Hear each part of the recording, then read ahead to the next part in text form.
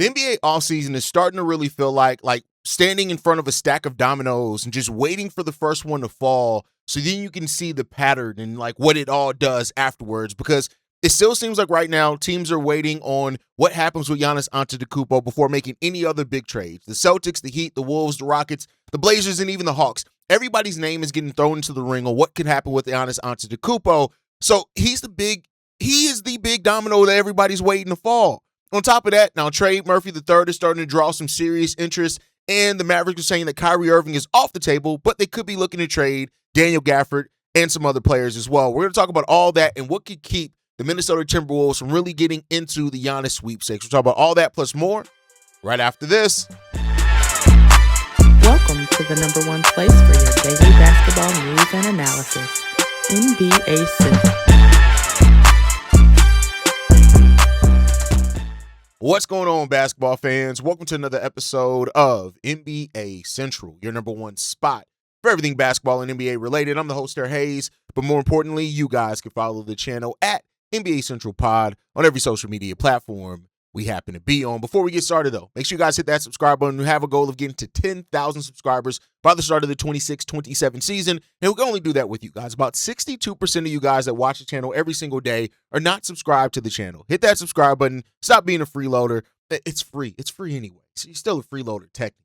Just go ahead and hit that subscribe button, man, and join the community. In exchange for that, I'll be giving you some of the best daily NBA content that you're going to find around. With that said, let's go ahead and jump into it right now. And listen, the NBA trade market is going to be very interesting this offseason. I think that this is going to be some star movement, some really good player movement on top of that, and teams that are looking to continue to stack the deck and improve within the margins. I think that's what we're going to feel like right now. Like this offseason, it's at least this part of the offseason, it feels like this is where front offices start saying one thing publicly, but quietly trying to do another behind the scenes, right? And that is that the league, it could be waiting on Giannis Antetokounmpo, but then again, I think all it takes is for one team to say, hey, listen, we're not in the Giannis sweepstakes either, and can really get the ball rolling. This draft is going to be a really important one with that said, right? So I think you have to separate the noise from the real. And for those that are new to the channel, we talk about both sides of every argument. That's how we layer the conversation here. But when you look at it, like, of course, the Giannis rumors are going to force teams to look at their situation, their roster, and wonder, A, could they get involved in the talks? Not just necessarily to land Giannis. Could they play the third team and end up getting one of these pieces from the Milwaukee Bucks that they're probably going to want to shop to in either Kyle Kuzma, Miles Turner, something like that? You have teams like Minnesota, Dallas, Portland, Houston, and Atlanta. They all have rumors of pressure and internal pressure and them making aggressive moves as well. And then you look at the second tax apron as well. That is going to make keeping expensive cores even harder, which then means they have to move pieces either in that core or really good role players around that could get expensive to be able to keep that core together, right? And so I think when you look at it as well, a lot of the rumors that come out are designed to give leverage to teams, right? To raise prices of assets that they have, to lower prices in some case, right? And so I think teams often, you hear that they'll show interest without being serious, right? Like that's the thing that happens, and the things that us as fans on this side is that we don't always know. Like, yeah, a team could show interest or a team can make a call, but it doesn't mean that the talks really got somewhere. And that's, I think, a lot of what we're going to hear as well in regards to this. So I think when you hear front offices using names like Jaylen Brown, Trey Murphy, Kyrie Irving to kind of gain intel, it's just that sometimes. But on the other side of that, I do think that we could see the earth really begin to quake in regards to trade news. And one of the first pieces could be Jaylen Brown. Like, are the Celtics really looking to move Jaylen Brown? Are they serious about moving Jaylen Brown? Let's just say not even in the Giannis. Like I've said before, like Giannis for Boston, it's kind of a weird fit to me personally, because why would you you should be trying to extend your championship window. And I think adding Giannis, because he's going to sign a contract extension, but because the age and already kind of some of the declining things around him, does it actually shorten your window, right? So let's look at this. Boston, the case for trading Jaylen Brown. Why does it make sense for them to trade or at least shop Jaylen Brown? I think that, you could look for just a change in your style of play. Like sometimes your style of play can get stale. Teams figure you out, and that's something that you have to kind of always adjust to. And are the Boston Celtics looking at this and wondering if the way that they play needs to change? And adding Giannis, for example, in that case, like adding more of an interior presence could help balance out some of the three-point things that they do, right? Of course, Jaylen Brown's contract is also massive, and Boston may look at this situation with the names that are available this offseason as their chance to pivot and change the cost of the makeup of their roster a little bit, right? if the Celtics believe that Tatum and Giannis together, for example, is a better title formula than Tatum and Brown, I think that's just because it becomes the cost of doing business. And that's an if. I'm saying if, right? But then again, the case for not trading Jaylen Brown, it comes down to he just proved that he can carry a massive load with this team like he did for the majority of the season without having Jason Tatum there. And moving him could actually cause damage to the culture and the continuity that you've built with that roster. And so I don't know if you want to bet on the potential of a Giannis fit when you already know that you have the spacing and the style that has been successful to you. And, he's younger. And I think that he's younger than a lot of the best trade targets that are out there as well. So I think when you look at this, like, who's the team that could be a fit for Jaylen Brown? Of course, we've heard Portland, right? They have the draft assets, and they have the Buck-related picks to get involved in a potential 3-team trade that could land Giannis in Boston, Jaylen Brown in Portland, and more rebuild assets to the Milwaukee Bucks, which makes sense in that case.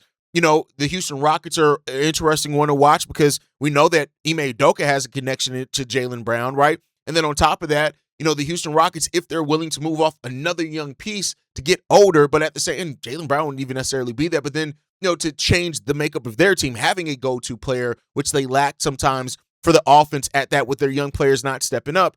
And then Atlanta. Atlanta is an interesting case because I do think with the right piece, Atlanta becomes a real threat in the Western Conference for real. So the question that you have to ask is, would you rather have Jaylen Brown at his age and contract, or would you, if you're Boston, are you going all in for a trade for Giannis Antetokounmpo? Let me know what you guys think on that down below.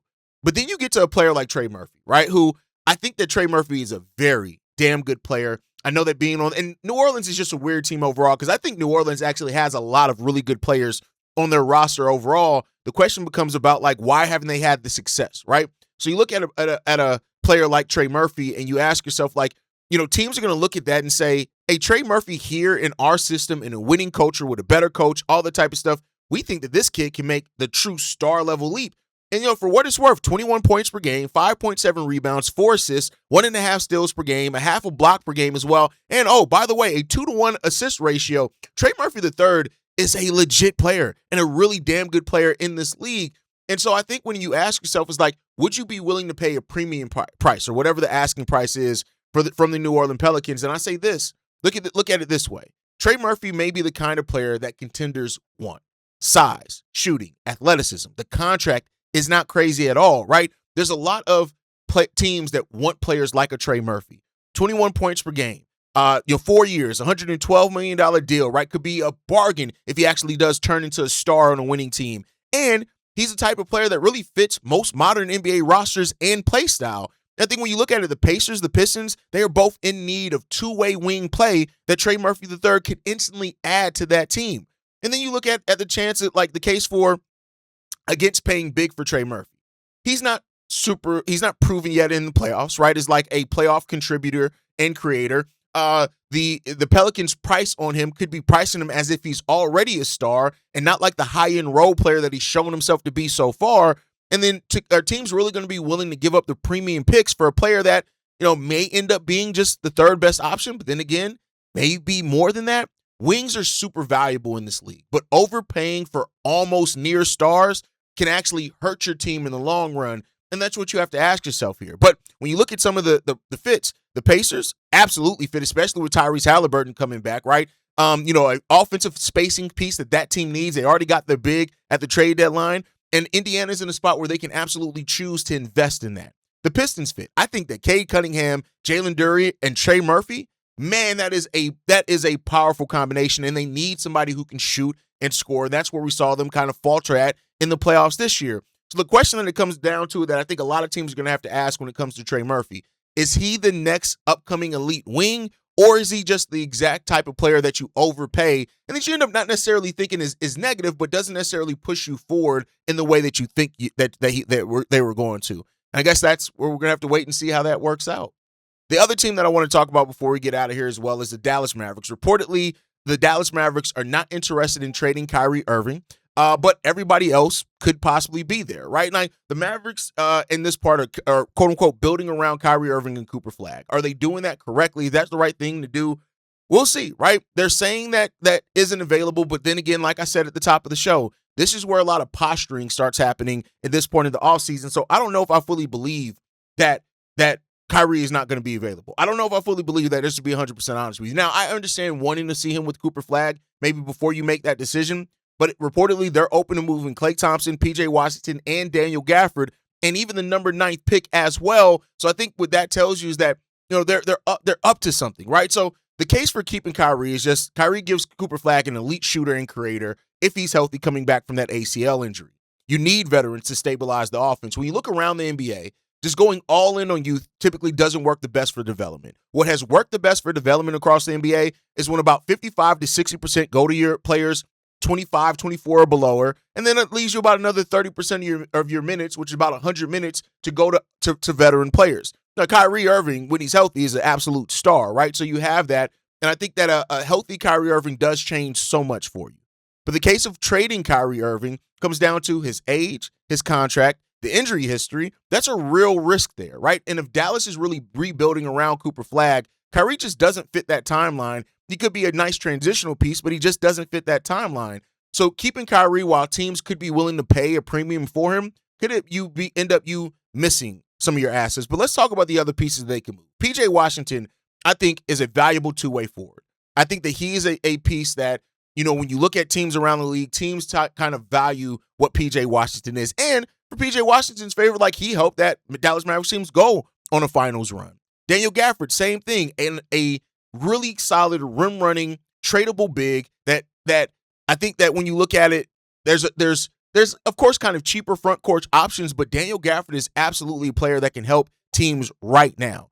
So I think PJ Washington and Daniel Gafford being on the trade block make a lot of sense, especially for the number of teams that have those lottery picks between like 15 and 25, right? That could be looking to trade those for win now pieces and win now talent. PJ Washington could make sense on an Atlanta team.